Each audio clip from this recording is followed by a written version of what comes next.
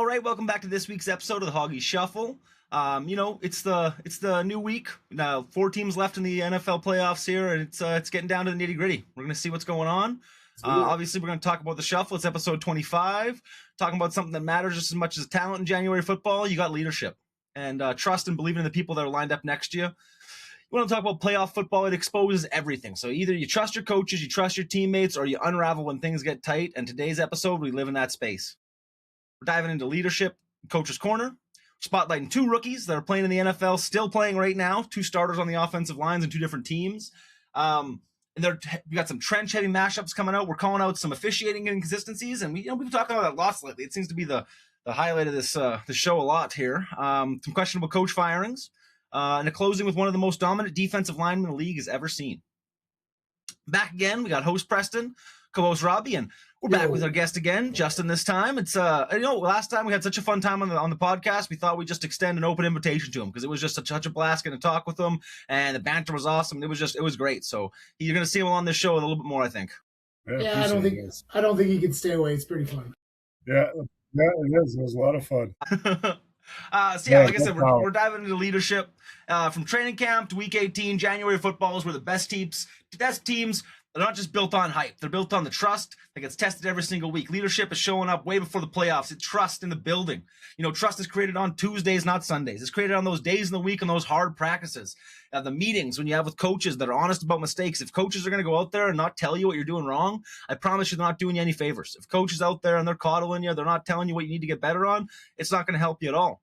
It's built in practices where the veterans hold the standard. If you're one of those guys, you're that higher level kid, the senior on the team, the veteran in the NFL, anything like that, when you're looking at those leagues and you're letting those rookie kids run around or you're not setting a great example, it's just going to snowball from there and just unravel into a mess. And then, you're into that playoff game where no one even knows what's going on. You get your absolute ass whooped and you wonder why.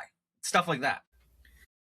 As soon as you said that, I just thought of that game you were talking about last week, AOB, and getting pumped by 34 points, and then just that, what you say, you just had that one guy just will the team because he's that leader, he's that guy that loves the game so much, and he just willed the team to win the game. Well, yeah. Reminds me of like a Scattaboo last year.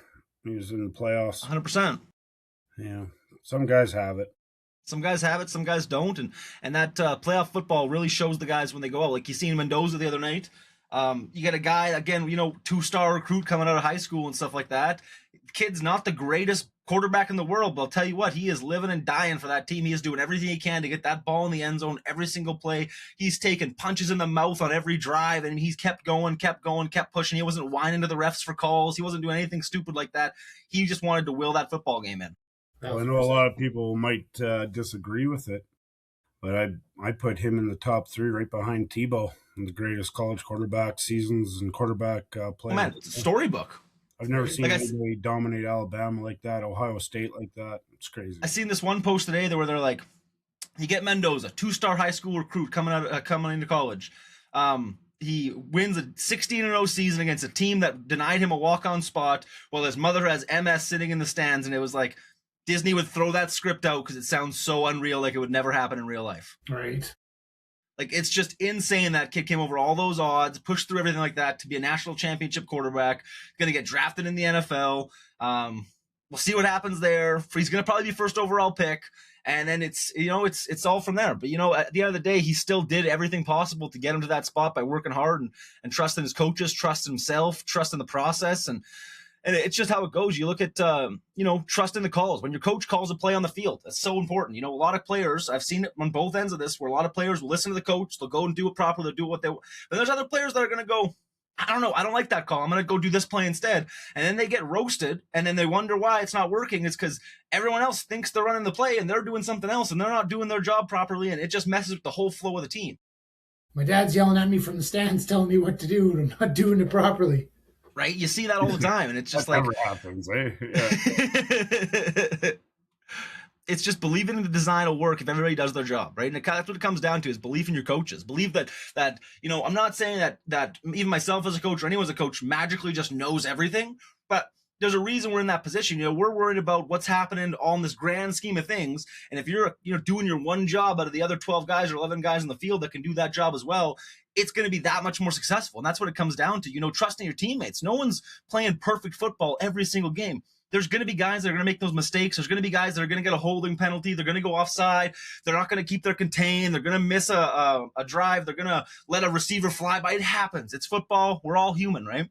But the second that you go and absolutely chew that kid out as a teammate, I'm telling you right now, that respect now is down. That kid's down in the dirt. He's going as a coach. You can talk to him. You can figure out what's happening. But I promise you, as a peer-to-peer level, if you go and try and not be that leader, if you bring him up to here, you're going to see that much more success for your team. But if you try to pound it down and it just makes it so much worse, right? You want to communicate more, not less. You want to make sure that you understand that your leadership, it's not just covering for each other, but it's understanding that your brother's out there on the field. You're bonded by that gridiron. And if you just absolutely let that go to the wayside, it's not going to work. You got to stay connected instead of pointing fingers at everybody else.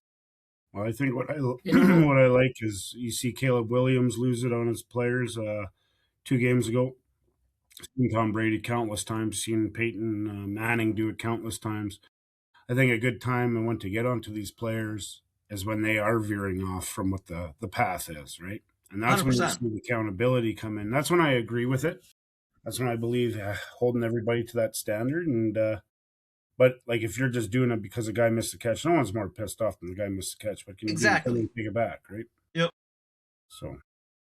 But I completely get where you're coming from, where if they're veering off the path, they're not doing what they need to be doing, that's when you can have that hard conversation. That's when it almost means more now coming from the peer, because it's like, now it's not coming from a coach. Now it's coming from a guy that's beside you, that's also bleeding, also taking his life out for this game. And if he's telling you, hey, let's go pick it the fuck up, let's keep going, that just means it means a different thing, Yeah, right? You missed 2 routes in a row. There you go. Exactly. You look at Baltimore missing that field goal and essentially the coach getting fired over that. But I mean, you didn't see the coach in the media just bagging on the kicker. No, he's even consoling him.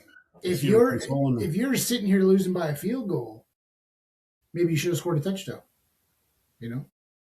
Oh yeah, there was many Baltimore. Yeah, it was way out of control. They should have beat that one on that game.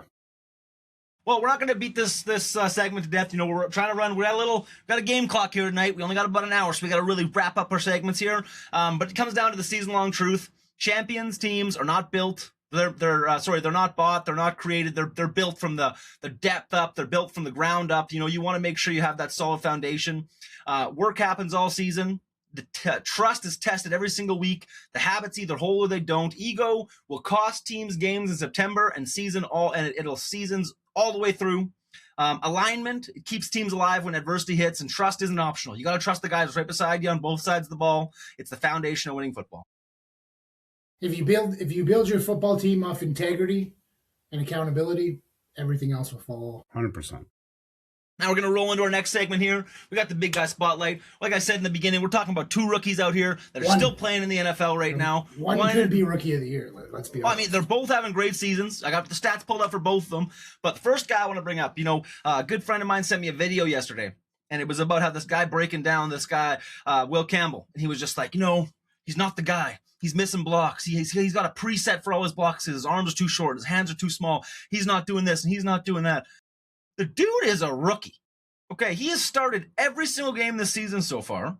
Now, keep in mind, he's allowed 5 sacks. Again, he's a rookie. He's playing tackle. It's a hard position to play. Which tackle? Left tackle. Left tackle. Right?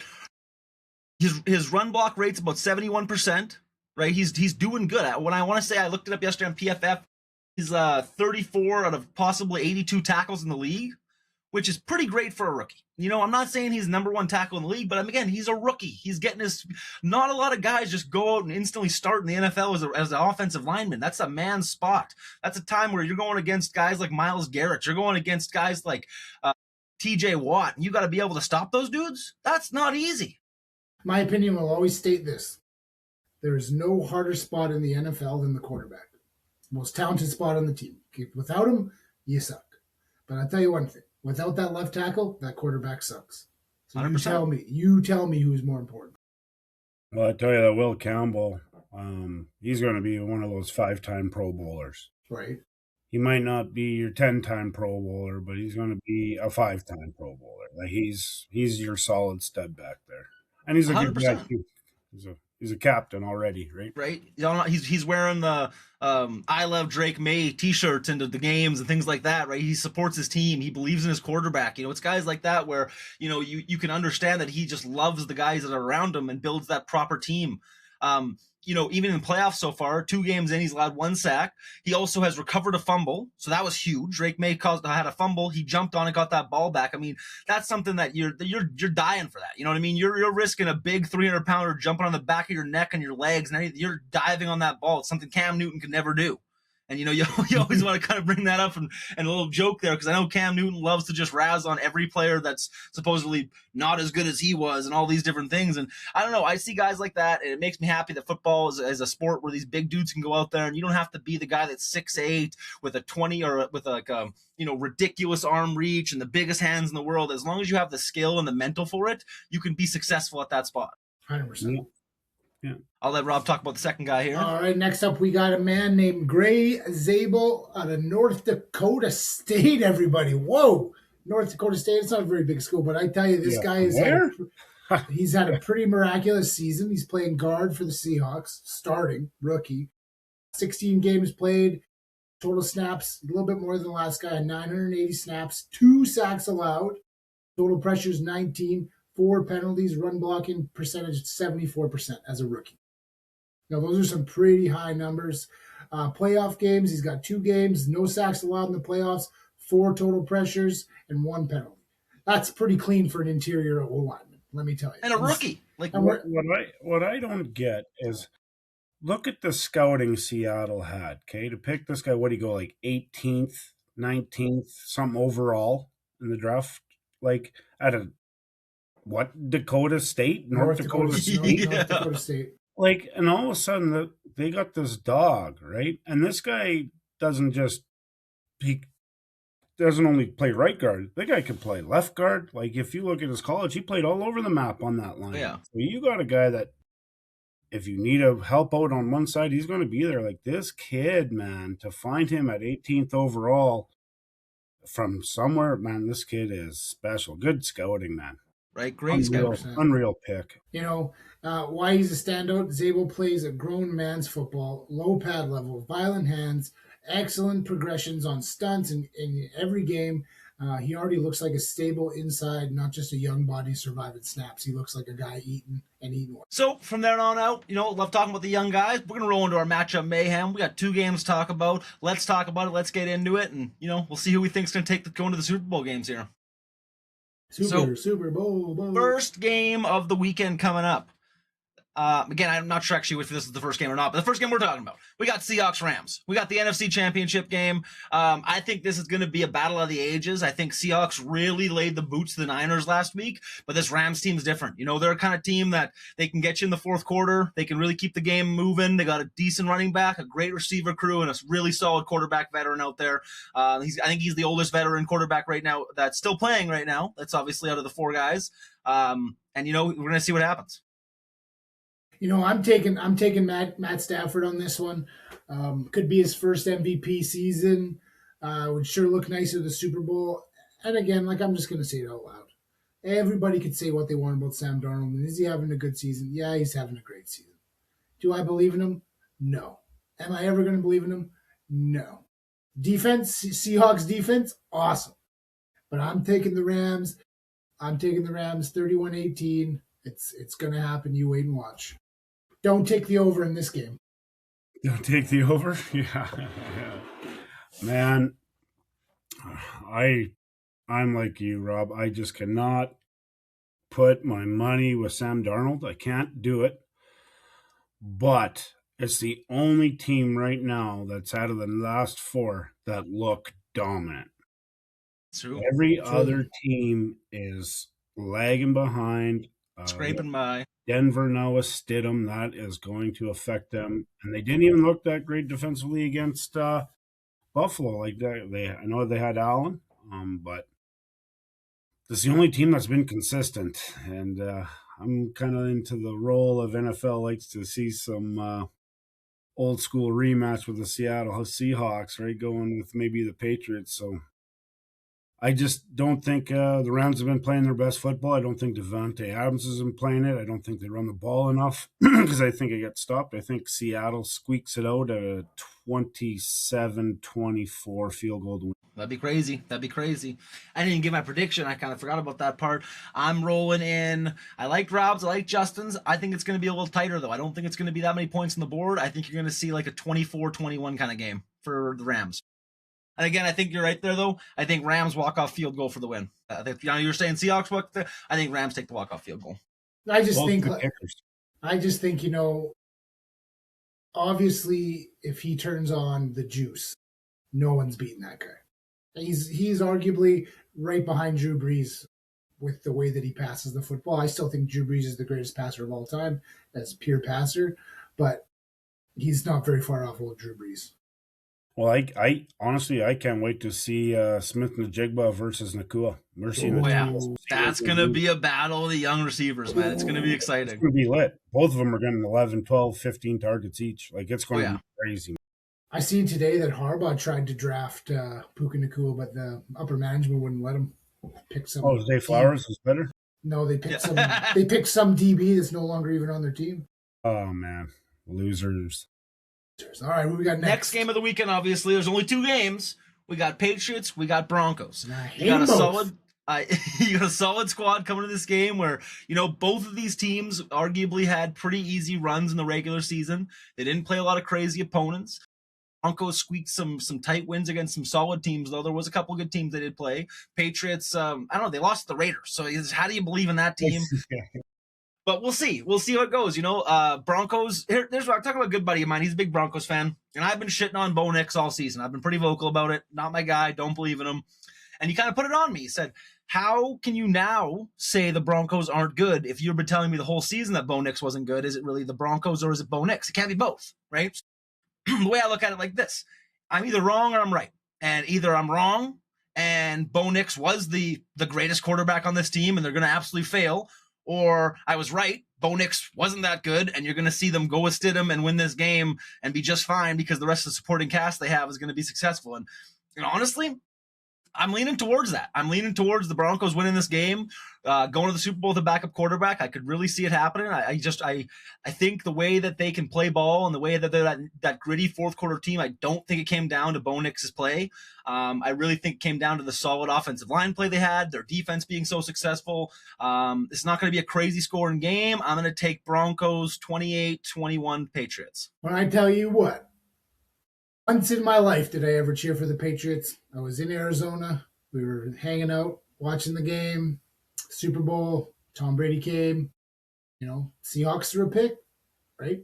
But I'll tell you, the only reason I was cheering for the Patriots is because I hate Richard Sherman.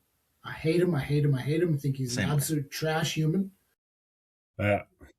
But I tell you, tree. Yeah. I can't get that sorry ass receiver off me. I can't do that twice in one lifetime. So as much as it's going to hurt me to cheer for the Broncos, I'm going to be cheering for the Broncos. A little piece of the Raiders are over there. I think it's going to be a low score. I really think the defenses are both going to show up. It's going to be like 6-8 at halftime. Something crazy. It's going to be something crazy, like 2 field goals, maybe a touchdown and a field goal, 6-10 or something like that. And I'm going to pick the Broncos to squeak this one out. 21-18, Broncos win. I know it's crazy. Don't bet the over.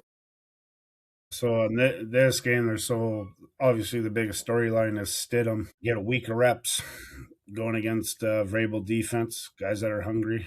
But good thing it's in Denver, that helps. But I think the usage, I don't think Harvey is as good as we think he is. I think Denver has been lucky where they haven't played good defenses. When they do face good defenses, they lose. I just think this team with Drake May, Diggs playing good. Stevenson is an absolute beast, even though I think it's a tough run game. Even though I don't think the Patriots had a hard schedule at all, I just think they're facing Stidham now. They got lucky again. It's just like we're watching the Patriots in a mirror. Okay, another call or whatever, right? They're just lucky they're not seeing Allen. But that being said, Patriots are going to win this one 24-17. I like the score. It's not gonna be crazy scores. Either game is not gonna be crazy scores. I just think you can't go to the Super Bowl if you lost to the Raiders in the regular season. I think that's just blasphemy. I think that is just a slap in the face, and it just if it does happen, I don't know, sound a little rigged to me. You can't lose to the Raiders and still go to the Super Bowl. It's just like the math doesn't math. It's like 2 + 2 isn't 4 if that goes, you know? Everyone was sick. Must have been. We were bad. Really bad.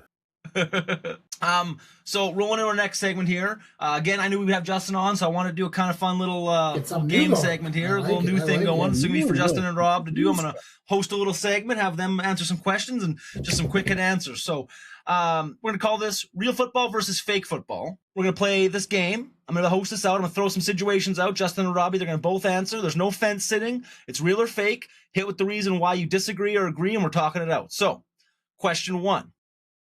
Letting the refs play all game and then throwing flags late to decide it. Justin, go. Well, that's real football. That's real football. We've seen this for the last 4 or 5 years. How many times have we seen the refs determine a game with the last minute in play on questionable calls? Pick good teams. It's awful. I'm with you. It's a real curse that's going on in the NFL right now, and refs are absolutely out there making money, lining their pockets, and I don't see it any other way. All right, question 2. Firing a head coach after consistent playoff appearances but no Super Bowls. Yes. Real football, fake football. Real football for that one. It's all about winning. You don't win the Super Bowl and you feel you have a Super Bowl team, you don't go on. It's just, you're in to win Super Bowls or else you might as well just play for picks. I'm going to say fake football because unless that coach is the GM of that team, which most of the coaches that got fired, I'm pretty sure all the coaches that got fired were not the GM, so they didn't have any control over who's coming onto their team. Those GMs are picking them, and if they're not buddies with those guys, it's not going to happen. So you know what I mean? Like if you got a guy like John Harbaugh, who's doing everything for you, who's gave you everything he's had, but he just can't get it done, again, I'm calling bullshit on that one. Sean McDermott, bullshit. Checking out of a run play because the box looks heavy. Real football or fake football? You go for it, Robbie. I'm going fake football on that one, buddy. You never check down. I'm sorry. You got to run. You got your running back. You're going up the middle. You know, if it's a pass, sure, check out to run. But I'm telling you what, you have an offensive line for a reason. You have a running back for a reason. Let those guys go to work. Ask Marshawn Lynch what he would do. I believe it's fake football, even though I believe in my quarterback. If he reads a defense, sometimes it's a good play. Usually your setup formation isn't designed for a good check down or a pass place. If you're going to run the ball, go get that 3 yards and go get it. Right? Damn. Now, last one of the quick hit answers. We got, are you trusting a rookie quarterback in a playoff game? Real football or fake football? Real football. What other option you got? Yep. No, that's your guy, and he got you there. You got to run him. I'm in total agreement with that because let me just look at the last 20 years in the NFL. And you know what? That's pretty much my realm, 22 years, 23 years of watching NFL. But I tell you, some of the coolest things we've ever seen in the last 20 years are those rookie guys that came in, had a mediocre season. Somehow their defense lipped them to the playoffs, and they had pretty decent. Let me ask you this, though. Look at Caleb Williams' throw last night. Holy How did it work out for Washington last year? Hey, but they were still good. No, I know, but Washington, NFC Championship game versus the Eagles, and they got beat 55-23 with a rookie quarterback at the helm because he just couldn't get it done. Couldn't handle it. So it's one of those questions. What do you obviously you have no other choch. You have to go with the guy you trust. But it's scary having that rookie quarterback going in there and going, oh shit, it's his first time doing this. Yeah. Mahomes couldn't beat that Philly team either. Right. Now, got a couple more. This is the last few questions here. But yeah, if you were, you're the GM of a team.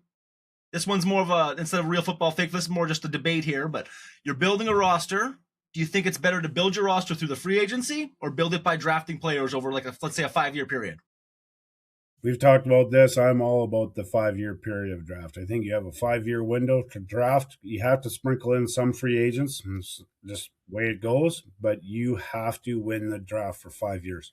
I'm in full agreement to that. I like the plug and play with other guys. It's cool, but just look at the Philadelphia Eagles.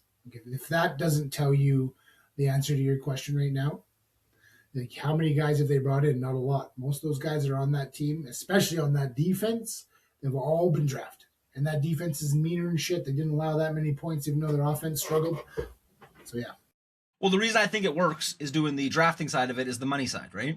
You try to bring in a bunch of free agents over a 5-year period. By the end of that 5 years, you're not going to have the money to keep those guys going you picked up 2-3 years ago. But if you draft, right, you're signing them to a 3-4 year deal out of the draft. You're still 4 years into that. You're still on rookie contract. You're still able to draft new guys, have these young players on the team, have a good squad of guys that have built together, they're experiencing the NFL without anybody getting that money-hungry paycheck yet, which I think builds a huge team. Like you look at, like you just said, the Eagles defense, for example, when you get those young guys together, the Jalen Carters, Nakobe Deans, the Jordan Davis, all those big, once they start getting paid, it's going to be tough to keep those guys together. When you keep them on a young squad with those rookie contract deals and they're still really good at that young age, that's where you're going to be successful. That's the teams that win. Well, watch out for Carolina in 2 years, boys. Right? Exactly. Let's see here.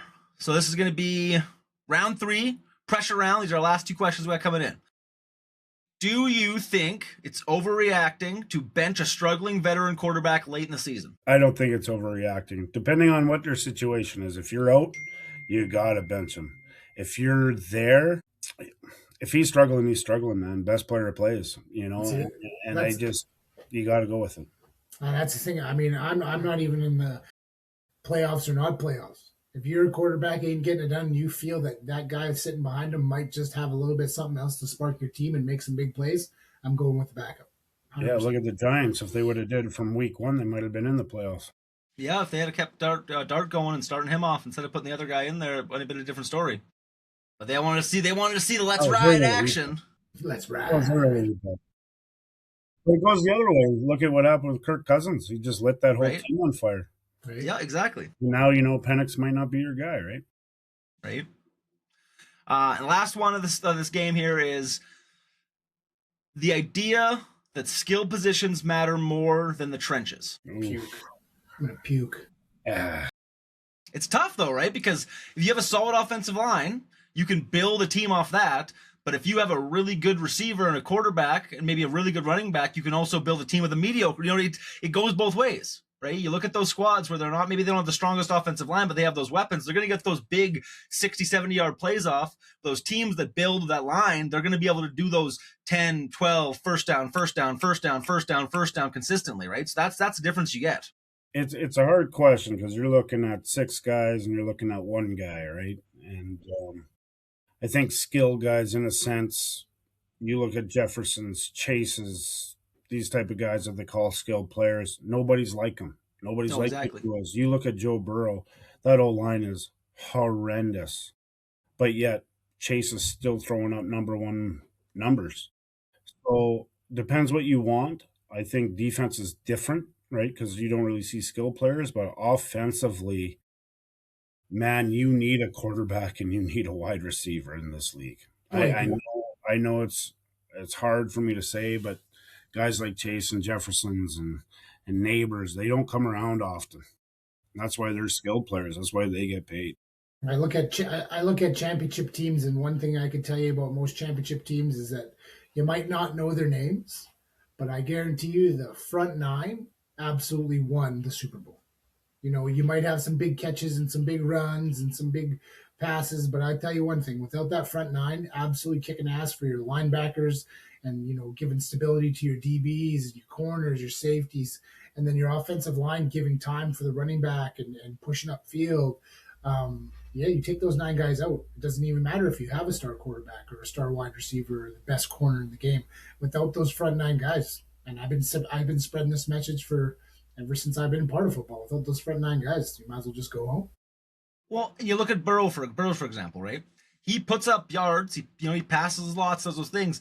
But you think if he maybe didn't get sacked the most in the season, or if a guy like Josh Allen maybe didn't get sacked the most in the season, would they be further on in the playoffs and further up in their season because they had more time to get those passes off and make even more touchdowns and even more yards, right? That's where it comes down to it is, a really good quarterback, I think, is more important than a really good receiver. I think if you have a solid offensive line and a really good quarterback, look at Tom Brady, you can make any receiver look amazing, But having those weapons on the outside do open up the game. And I think the biggest thing that they open up is even a guy like A.J. Brown. I know this season wasn't the greatest, but look at last season, right? Having him on one side of the football and a solid number 2 guy, those double teams, that safety's always going to trail over to that side, leaving the other guys open all the time too, right? So it really opens up your offense to more opportunities when you do have those high caliber 5-star skill players on the team. Totally. And you look at it, you have Jefferson go down, Burrows goes down, your best skilled player go down, you are not making the playoffs. If you get your starting guard go down, you can figure it out. You can figure it out. Yep. Like, it's tough, right? Like, your skilled guys are very important. I will say this, though, just my last little part of this comment. If Lane Johnson was in, I think the Eagles would have had a better shot against the Niners. I do. Maybe if A.J. Brown caught the ball. Because Fred Johnson just did not give the protection we needed, and it made it really tough. You guys had the worst offensive coordinator. That guy, man, running those plays at the end of the game, that is awesome. And I heard that people are just turning away from the job right now. Like, I heard they've had some candidates come in and not go anywhere because nobody wants to be the OC for the Eagles right now. I should have brought in Mike McDaniels. They tried. He went and took a different job. I think he went to the Chargers. Chargers. They're all afraid of Sirianni. He's not. I don't know, man. It's like they don't want to be blamed for anything going wrong and get fired the next year. So they just no one's risking that job. But anyways, we're gonna roll in. We're going to go to the flag on the play. We kind of brought this up a little bit in the game, but just talking about it some more. Officiating inconsistencies. I keep talking about it. I'm talking about it all the time, but having a referees that let them play, and then right at the very end call flags. And again, what game I'm talking about. I agree that it was that pass interference call at the end. I totally get it. That last touchdown was a pass, that last play was pass interference against the Bills, 150%. But the one before that wasn't. Right. Now, I know what you're thinking. Guys. They had roughing the passer anyways. That's a fair call to make. I get it.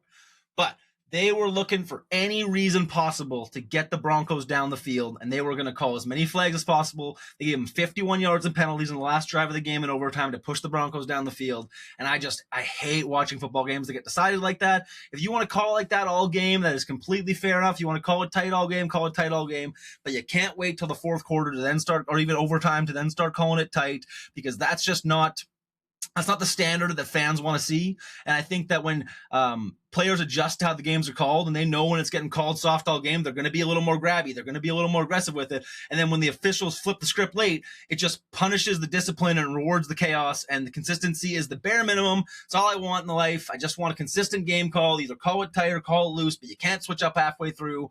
Fuck that. It makes me mad. I hate it. You rob the fans. 100%. Rob the players. You rob everything, the integrity of the game. It was disgusting. It was the most disgusting thing I have ever seen, besides maybe that passing interference against New Orleans and Rams back in the it was so awful. That Joey Bosa, he didn't do anything all game, and he hit a guy in the back, the worst critical time in the world. You were a meatball, right? Besides that fact, those are the most heinous calls I have seen. Those are borderline. You're just playing football, and you haven't thrown a flag all game. It was such a good game. We want to see double overtime, baby. Yeah. And we're watching defenses starting to ball out, and then all of a sudden you just throw one. 4 plays in a row were so detrimental. And for what? To watch Stidham play in the next round? Exactly. Robbed the playoffs. Well, I even see this bleed over into college football on Monday night. Mendoza got cleaned out on 3 separate occasions. Oh man, that one read option was ridiculous. There was no call. It was right to his head. And twice right in front of referees. Like the one on the sideline when he was the outside, it was just like, man, the referee's standing right there. I think I've seen about at least 5 passing interferences or holding on the receiver. They couldn't get away with anything, and I'm just like, they're just letting this all go. And we talked about this, Rob, during that game. We're like, we're going to see something that's going to be a full detrimental play that's going to dictate Miami's going to win this game. And they got their ass kicked all game, I thought. I thought they played good, but Indiana, if they just would have had the right call, and they just couldn't get one, man. I was like, holy moly. Like even on those 2 late back shoulder fades that they got. Yeah. Both times pass interference. Both times there was still interference. Oh, and no flag. And no flag. Even though he caught the ball. They caught him. Like, you know what I mean? No flag. They willed themselves to win because of the officiating. So it went both ways. I think the worst call I've seen is we see that play where Cooks gets the ball taken out for that pick. Yep. Right? And a lot of people, you could argue it all. What are the rules of the football? Down by contact. He went down by contact. And once you're down, maybe I'm wrong. Maybe I'm wrong. But you're down. You can't just, I guess if anyone goes on, just go steal the football and run with it. What got me the most was they didn't even give a shit to look at it. And that's why I agree with McDermott so much, where it's like he wasn't even arguing the call. He was just like, he can't challenge the call. He can't do anything. But at the end of the day, you have to at least look at it and show me that I'm wrong. They knew exactly what they were doing. It was 100%. not in Buffalo's cards to win that game. Nope. And this is where people want to say the NFL's rigged. It's because of stuff like that makes people question it, because it was so obvious. And then we've seen 2 games in a row. Devontae Adams did the exact same play. That was down by contact. That was worse than that call. And then we've seen another one. It's all kind of a blur, but it's just over and over and over again. And it's just like, wow, you guys really did that team dirty. Whatever it just needs to be black and white. You know what I mean? It can't be whatever the ref officiating feels that it is. It needs to be black and white. What's a catch? What's not a catch? It can't go both ways. It can't be sometimes I feel this way, sometimes I feel that way. It just needs to be a blanket statement. This is how it goes. This is the rule set forth. There's no ifs, ands, or buts about it, and that's how it goes. And it just to waver back and forth and choose some plays to do it and some plays not, I think is absolutely detrimental to the league. See, I'm fine with them making a call as a catch. Because to me, that's a catch. Now, challenge it and take a look at it. But they couldn't, right? It's overtime, so no challenge allowed. Your officiating can look at it. That's all I want. There is no call from up above in that moment is so poor. It's so poor. The one thing that I liked about that XFL before it changed over to the USF or whatever it is now, there's a guy up in the booth with every angle, and he's watching every angle. He's not in New York City. He's literally at the game. He's the referee. He's making the final fucking call. Excuse my language. He's making that final call. And once he makes that call, you know what? It has to be non-biased because he's not down on the field. And I think the NFL is a little bit rigged that way, and they're just not going with that progression of the game because they don't want to lose out on the revenue that they're making by shaving points on the over. Right, and if you look at it, if Josh Allen wasn't threatening to go to the over by scoring that next touchdown, and they were already winning the game, they probably wouldn't have interfered. But because they were pushing to go onto the over and fuck up the spread, then you see the results of the fruits of that happening.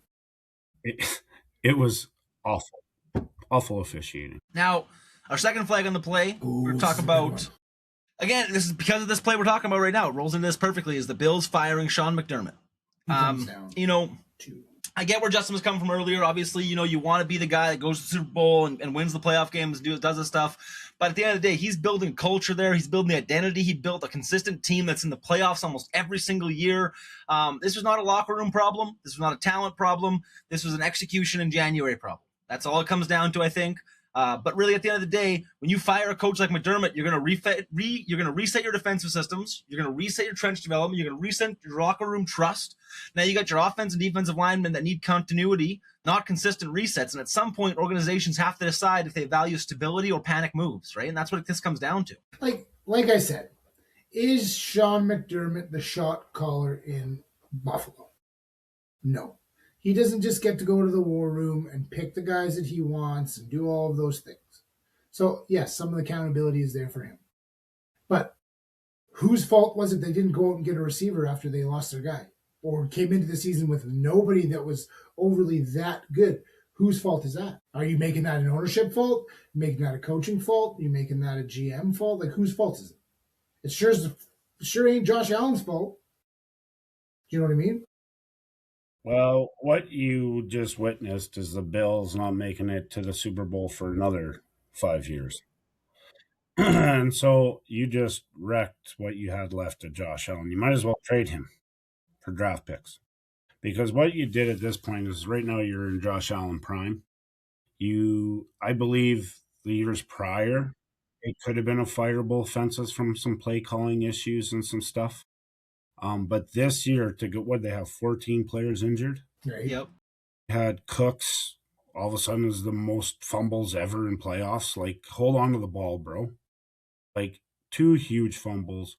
I don't know what Allen was doing on that fumble right before the second quarter. I don't know how he fumbled it again. I don't know he threw 2 picks. Like, stupid. And they're still 30-30 against the number 1 team in the AFC. And I look at, and the officiating, we could all know is heinous. And here was actually a guy that coached that game very well. And he was a very good coach all year. This guy's dealt with Hamlin issues, right? This guy's dealt with a lot of media scrutiny and dealing with high-profile players like Diggs and guys, and kept everything in-house. Nothing ever gets leaked. These guys are men of integrity. You know that locker room is close. They're all crying for Allen. And that's created culture within the coach. That's what starts it. 100%. And he looks Buffalo. He has the red beard. He's jacked. He's crazy. He's nuts, right? Like, and I just look at it. Who in the hell are you going to bring in Josh Allen's prime that you're going to get more out of this team? At this point, that team is shattered. It doesn't matter who you bring in there. I think what you're going to find is that team now falls apart. I think the culture there now goes, and whoever comes in there has a 2-year stint, and they're gone. They're on a sinking ship. They're like I said, you might as well trade Allen now and get just a boatload and start fully fresh on that 5-year thing we talked about. Right. I love McDermott's comment about going to the Raiders. No comment. No comment.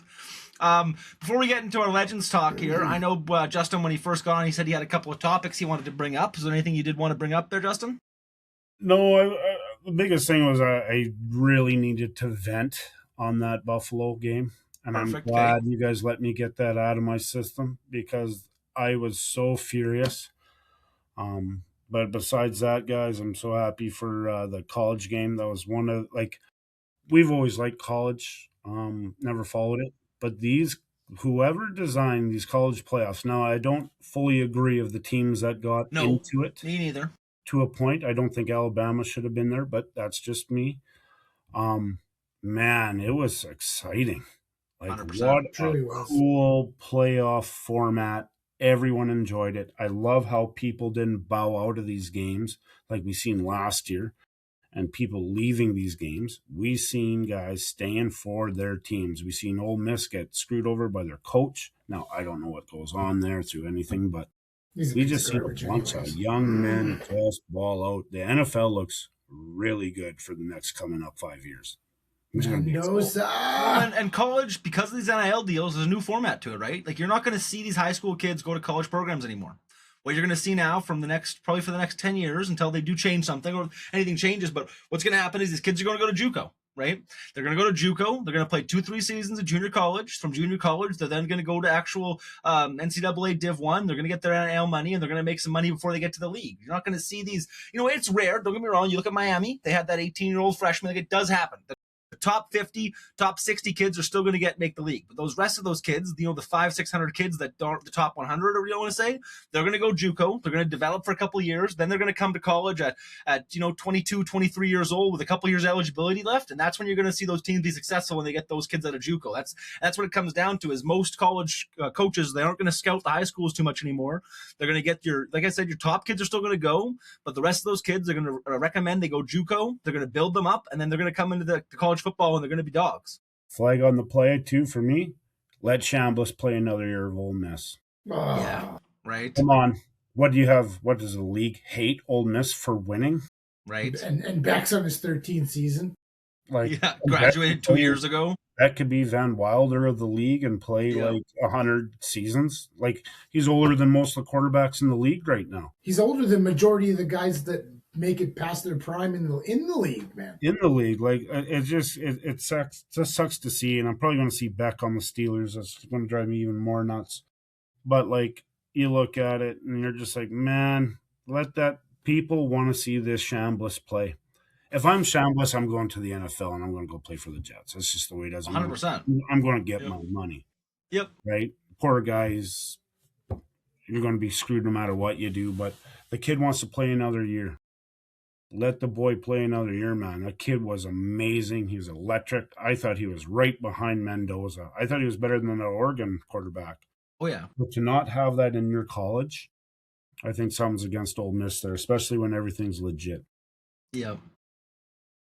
So from that, we're going to roll into our Legends talk as always. This week, we're going to talk about legendary defensive linemen. We're going to throw a D-line in the mix. I know it's rare. We always sprinkle a little D-line in there. We got Bruce Smith.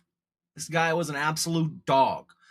He's the gold standard for defensive line longevity and dominance, not just because of his numbers, but because of how he produced across the eras, schemes, and rule changes. He wasn't just productive, he was inevitable. You look at his career stats, 19 seasons played. He played from 85 to 03. It's 3 different decades he played in. Absolutely wild. 19 seasons. 279 games, started 271 of those. So out of his rookie season, after 8 games, he was in. Right? You look at career sacks, he was 200, forced fumbles 43, fumble recoveries 15. He had 2 picks as a defensive lineman and 3 touchdowns. And this is the one I like as well too. Don't forget, he was also in the movie Little Giants. Remember that? He just takes the football and just intimidation. Sorry, I had to say that. He's a 2-time Defensive Player of the Year. 7 Pro Bowls, 8 first teams All-Pro. He is the NFL's 80s and 90s all-time teams on both of those squads. He's in the Pro Football Hall of Fame. And at the end of the day, that's 2 decades, almost 3 decades, really, when you look at it, and the same result. I mean, he was an absolute monster. He had the power, speed, the hands, the leverage, whatever he needed, he was dominating. And eras, not just seasons. I mean, Bruce Smith didn't peak and fade. He adapted. As offenses evolved, he evolved. As protections changes, he countered what he did. As his body aged, technique sharpened. And that's how you play 19 seasons. Like, you look at guys that are playing 19 years as a professional athlete, to be still successful is not a common thing. You know, that's the LeBron James of the world. It's not a common thing to be a Jerry Rice guy like that. It's not a thing. You don't see it very often, especially as a gridiron down defensive lineman. You're getting your body beat up every game, every year. The longevity of that is just ridiculous. Well, what's cool about him, I think he's second all-time in playoff sacks by D lineman. But those are big sacks. Like, he has that crazy 4-run Super Bowl, right, with Super Bowl runs with Buffalo. But, like, this guy dominated in playoff games too. Oh, yeah. So, you look at Buffalo Bills doing their thing. Imagine if this guy would have played for the Giants. Cowboys. The guy just would have been nasty. Probably could have been known as the best defensive player in the world if he was on the team. And you look at teaching points for young linemen right now, why Bruce Smith still matters when you're coaching today is because it proves the simple adage that technique beats raw athleticism over time. Like, you could be that kid that's in grade 8 and grade 9 and be the biggest kid out there. By the time you hit grade 11 and 12, if you didn't get your technique sharpened up and you didn't get better at your skill, you're going to be in the pack with the rest of the guys. You might have your glory days from being in junior high, but by the time you hit high school, and then that even goes further. Let's say you're that crazy athlete in high school. If you don't get that much better when you're going to the next level, you're going to be just in the regular pack with all those dudes that were the same athletes, but they got better and they got more skilled. And you look at hand placement. It matters so much more than flash. Effort stacks pressure into sacks. That's what it comes down to. And longevity, it comes from preparation and discipline. Again, he never relied on gimmicks. He never relied on just one move. He had a whole arsenal. Never relied on, pure talent. He relied on mastery of skills. And that's what it came down to, what he could do. And the final words I have for this guy, he was not just a great pass rusher. He was the standard of pass rushers. If you want to teach young linemen how greatness lasts, how dominance is sustained, how effort plus technique wins for decades, you start with Bruce Smith, and that's what elite trench play looks like in decades before and right now too. He's pretty much our time J.J. Watt. Yeah, pretty much. Exactly.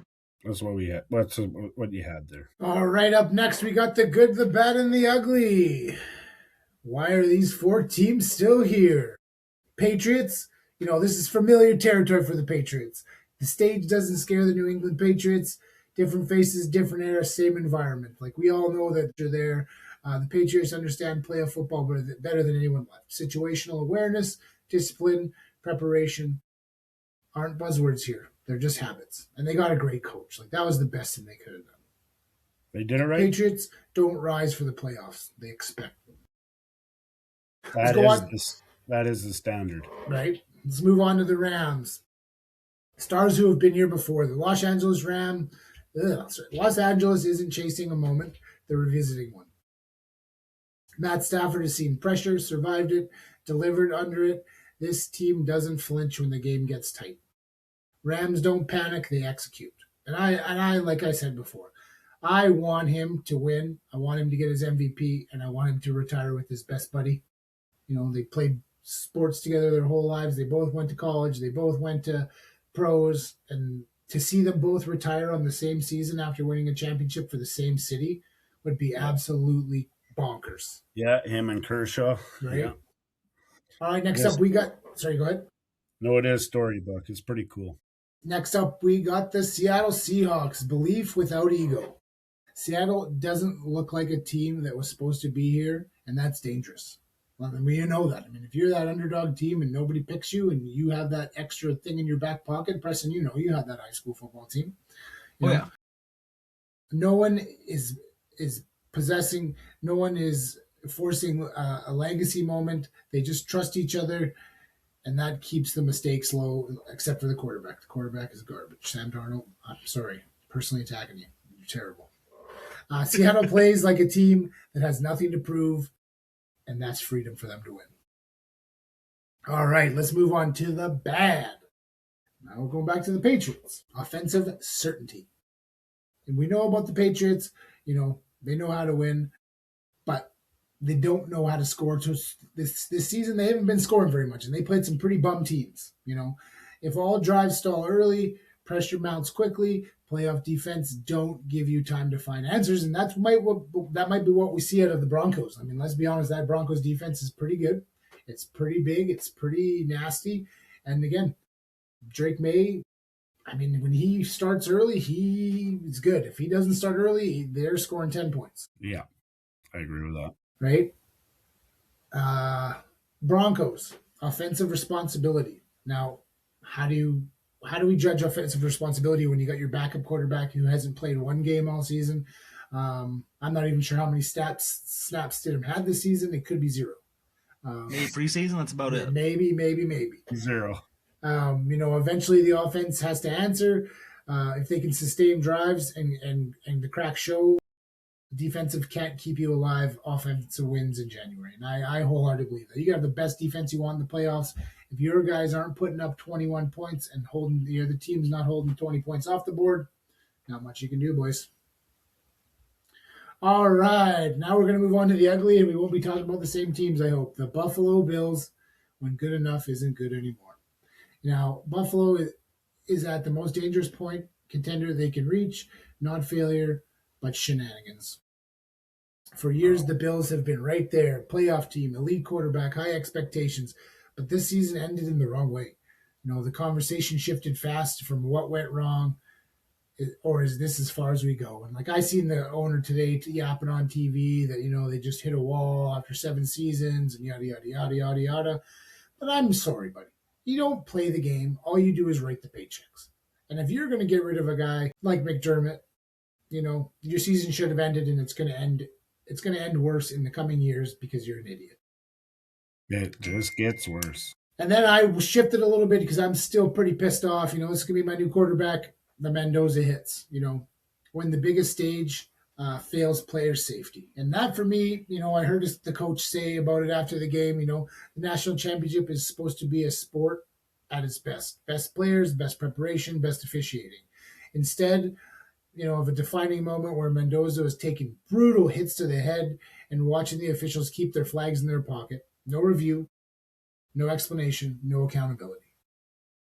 This wasn't a borderline call. It was exactly the kind of hit college football claims it wants out of the game. And we've seen it. And I was so proud. I freaked out when I seen that safety come down on that wide receiver and didn't drop his shoulder too far. And you seen him just move his body to a place where he could hit him and he wouldn't kill him. And I know you both watched it and you both seen that hit. And I was so proud just to know that, you know, I know that I'm only just a high school football coach in the past, but those steps we took to get the head out of the game and change the mindset of these young men and women that are playing sport to say, They're hey, smart. we can't be like Exactly. Ryan Shazier. We just can't. Yeah, they're smart. Right? Again, hits on defensive player, direct contact, high-speed collisions, no point in the game. And I tell you. And then the last but not least, Michael Irvin. Let's hear what you guys got to say about that one. This one's more of a conversation piece real quick up before we wrap up here. But I'm disgusted with seeing 85-year-old Michael Irvin on the sidelines beating garbage cans with a belt. You know what I mean? Like he looks like that grandpa that went to a high school party and got drunk with the kids. Well, and you look at the other guys, like Ray Lewis and Ed Reed were both there. They were consoling players. They were trying to hype them up a little bit. They were doing those mentor roles where they should be at, where Michael Irvin was just running around being an idiot. And it was embarrassing to see. Right? This wasn't a quiet alumni presence at that game. There was cameras on cutting away, broadcasters talking about Michael Irvin, social media reacting in real time. Like, let's be honest. You want to be a goof? Be like Ed Reed. Wear that big, dumb, stupid hat. Don't try to make yourself relevant. Like watching him come out onto the sideline, off the sidelines to be an honorary captain. I'm like, that's the guy that you picked to be your honorary captain? The guy that had a sex house when he was playing and he was married and he had the cowboy. Like, I'm sorry. Just gross. As I said, that's an ugly, and that one's going to be ugly for a while. I think he's given probably enough money to make himself. Exactly. That's what happened there. And so, like I said, guys, we only had an hour here, so wrapping up perfectly on time. That's episode 25 of the Hoggie Shuffle. Thank you again, Justin, for coming on. I think we had great banter with you on here again. So, like I said, standing invitation. Every time you want to be on here, man, you got the invite. So, I'd love to keep having you on here. I think it's really good for the Hoggie Shuffle, for the podcast. It just adds a new element to the show. And again, going into this episode, it was about the leadership. It's trust. It's trust in your coaches, trust in your teammates, it's trust in the work you put in long before the season starts. Playoff football is not just does not reward panic. It rewards discipline, communication, and trenches that stay connected when everything gets loud. Thank you to everybody listening. Obviously, we're not here without the fans. We obviously love the fans out there. I got some good feedback from one of the fans this week. It was, maybe I need to tighten up the editing a little bit, so I'm working on that. If you love football, you love the way it's meant to be played. It's physical, it's disciplined, it's built from the inside out. You're in the right place. We'll catch you next time because we'll continue to get lost in the shovel. As always, stay square. Stay nasty.